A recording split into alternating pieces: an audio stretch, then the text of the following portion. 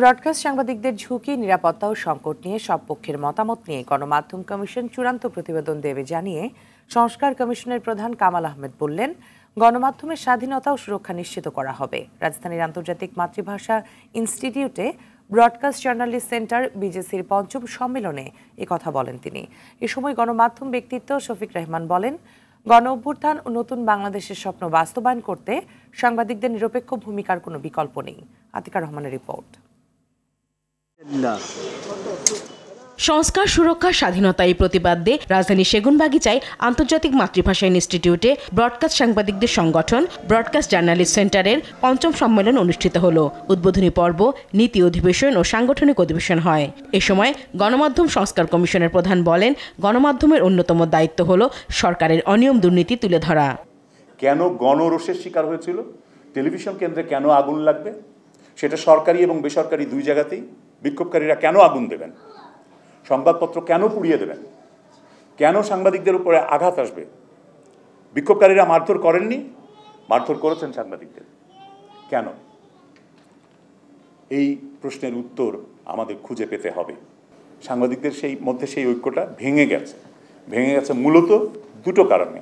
একটা হচ্ছে রাজনৈতিক সুবিধাবাদ, আমরা দল করি বেশি, সাংবাদিকতার চাইতে আমাদের দলের প্রতি আনুগত্য বেশি, যেই কারণে দলীয় ইউনিয়ন হয়।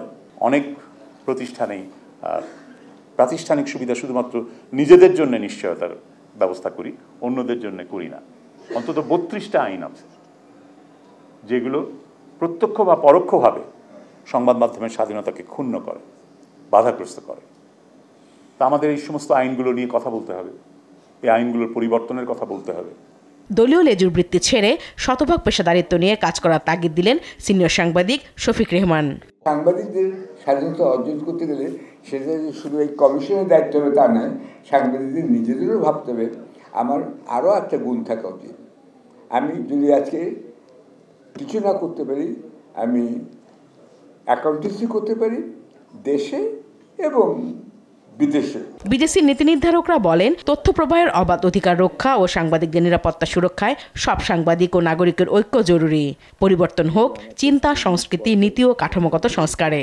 অফিসিয়াল সিক্রেটস অ্যাক্ট ১৯২৩-এর ধারা ৩ ও ৫, যা স্বাধীন দেশে প্রথমবারের মতো সাংবাদিক রোজিনা ইসলামের বিরুদ্ধে ব্যবহৃত হয়েছিল। ডিজিটাল নিরাপত্তা আইনের ২৫, ২৮, ৩৯, ৩১, ৩২ এই ধারাগুলো বিপজ্জনক। পরবর্তীতে সাংবাদিকদের আন্দোলন, নাগরিক সমাজের চাপে তা বাতিল হয়ে সাইবার নিরাপত্তা আইন হয়। সেটা আরেকটি দমনমূলক আইন। এই অন্তর্বর্তীকালীন সরকার এখন বিভিন্ন ক্ষেত্রে তারা সংস্কারের উদ্যোগ নিয়েছে।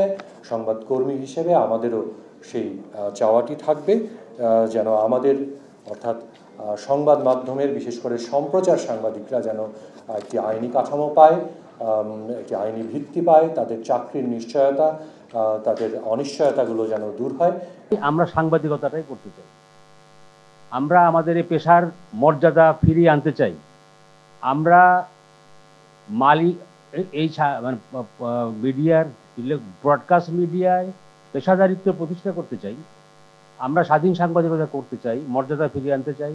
মত প্রকাশের স্বাধীনতা, বেতন কাঠামো, পেশাগত ঝুঁকি সহ গণমাধ্যমের নানা সংকট ও চ্যালেঞ্জের কথা উঠে আসে সাংবাদিকদের বক্তব্যে। কর্মকর্তা আতিকা রহমান, RTV, ঢাকা। শুভেচ্ছা স্মারকটি তুলে দিবেন।